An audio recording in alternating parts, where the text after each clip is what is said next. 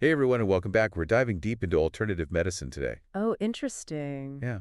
And we're going to be pulling from a Wikipedia article and also some stuff from the National Cancer Institute. Great sources. Yeah, and we'll be looking at, what it is, what are the different types, and why does it matter so much? It's a big world. Yeah, it is. There's a lot to unpack there. Exactly. And like, get this, did you know that some cultures used to drill holes in people's skulls? Oh, wow. Yeah, to like let in more oxygen? Yeah, They trepanation. thought it would cure like all sorts of ailments. It's fascinating, right? How our understanding of healing has evolved over time, Yeah? and that skull drilling practice was like a legitimate medical intervention in some ancient cultures. Wow. But today it definitely falls under the umbrella of alternative medicine, Right. which basically refers to practices that aim to heal but haven't been scientifically proven effective. Right. So it's kind of like the Wild West of healthcare then. Yeah, Like lots of different approaches, but not always a lot of scientific backing. you got it. Okay, so but then isn't there a ton of overlap with terms like complementary or integrative medicine? Yeah, you're right. Like what's the difference there? The terminology can be a bit of a maze. Yeah. The key difference really lies in how these practices are used in relation to conventional medicine. Okay, So, complementary medicine is used alongside standard treatments. I see. So, think of things like using aromatherapy to help with the nausea caused by chemotherapy. Oh, okay. But alternative medicine, on the other hand, is used instead of conventional treatments. So someone might choose herbal remedies instead of like prescription medication Yeah, for a serious illness? they might. That seems risky. It can be. Yeah. And it's important to remember that natural doesn't automatically equal safe. Right. For example, some herbal supplements can interact dangerously with conventional medicines. Oh, wow. Yeah, so Okay, well, let's break down the types of alternative medicine. Okay. Because I know there are a lot.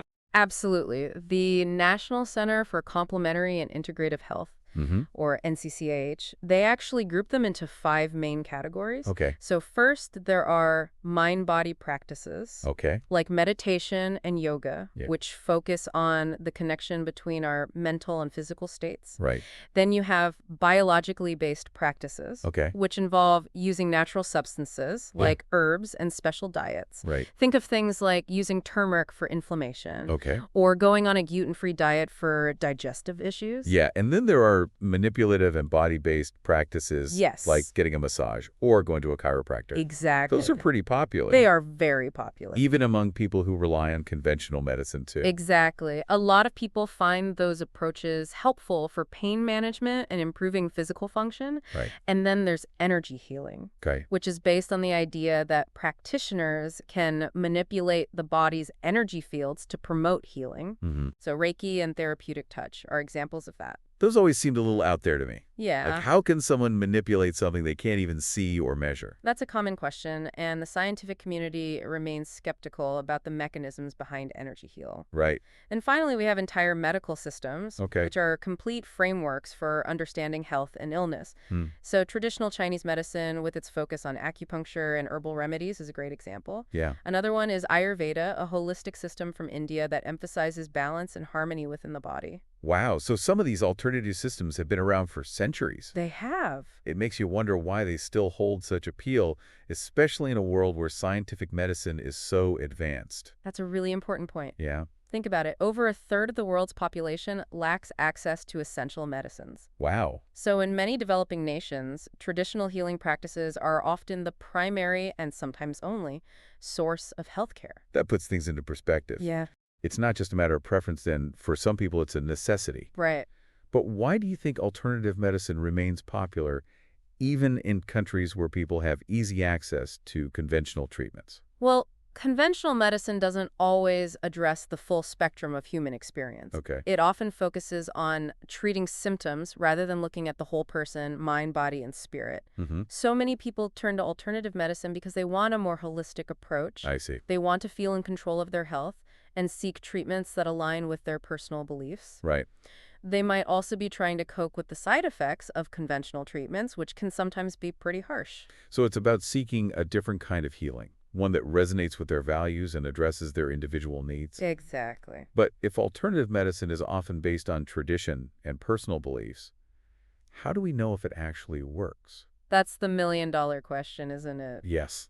While people may genuinely experience benefits from alternative medicine, the scientific consensus is that many of these therapies generally lack proven effectiveness. Okay. A lot of the reported benefits could be attributed to the placebo effect, Right. where simply believing a treatment will work can lead to real perceived improvements, Hmm. even if the treatment itself has no real biological impact, Okay. for example. So it's like our brains can trick us into feeling better. It really is quite fascinating. But how does that actually work? Does the placebo effect, like, have a real biological basis? Well, that's where it gets really interesting. Yeah. Research suggests the placebo effect isn't just about positive thinking. Okay. There are actual neurological mechanisms involved. Oh, wow. When we expect a treatment to work, our brains release neurochemicals like endorphins and dopamine, Mm. which have mood-boosting and pain-relieving effects. So even if the treatment itself is inert, Yeah, our own brain chemistry can create tangible changes in how we feel. exactly. That's incredible. So even if a treatment doesn't directly target the underlying cause of an illness, Right.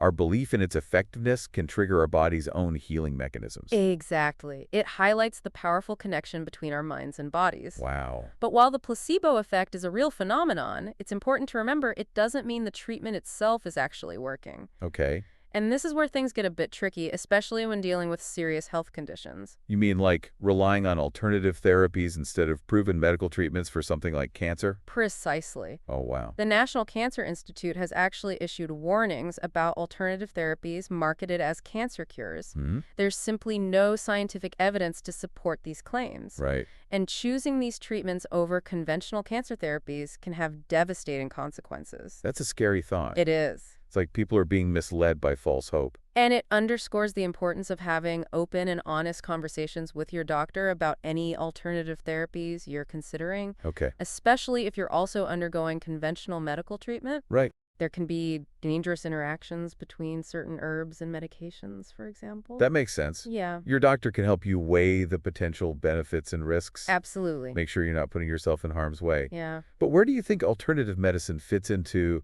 like, the bigger picture of healthcare? That's a great question. Yeah. Should it be regulated like conventional medicine? Right. It's a complex debate, Mm-hmm. and there are strong opinions on both sides. Okay. The current regulatory framework for alternative medicine is much less stringent compared to conventional medicine. I see. This lack of oversight raises concerns about consumer safety, Mm-hmm. the quality of products and services, Okay. and the potential for exploitation. So how do we ensure people are protected from potentially harmful practices or misleading claims? That's the question. Especially since alternative medicine seems to be gaining popularity. That's a tough question. Yeah. Some argue for stricter regulations and licensing requirements for alternative practitioners. Okay. Others believe that overregulation would stifle innovation and limit patient access to alternative therapies.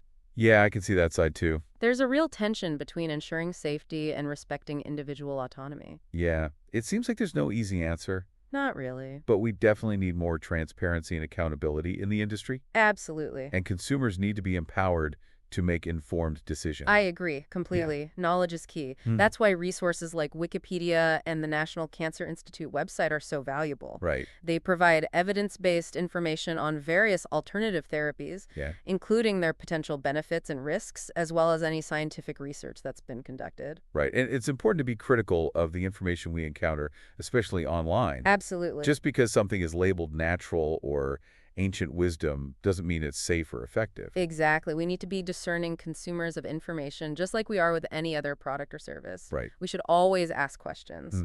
Consult reputable sources, Okay. and be wary of claims that seem too good to be true. Yeah, that's good advice for a lot of things in life. Yeah, it is. And of course, talking to your doctor is crucial. Very important. They can help you navigate this complex landscape and make informed decisions that are right for you. Yeah. So as we're wrapping up this deep dive, what are some of the cool takeaways you want our listener to walk away with? I think what stands out to me is the importance of approaching alternative medicine with an open mind, but also a healthy dose of skepticism. Okay. Just because something is popular or has been used for centuries doesn't necessarily mean it's safe or effective. Right. We need to be critical thinkers, Mm. rely on evidence-based information, Okay. and have open communication with our healthcare providers. That's a great point. It's not about blindly accepting or rejecting everything, Right. but about finding a balance between personal beliefs and scientific evidence, Exactly. and remembering that our health is ultimately our own responsibility. Absolutely. It's about empowering ourselves with knowledge and making informed decisions that align with our values and goals. Right? And it's an ongoing journey.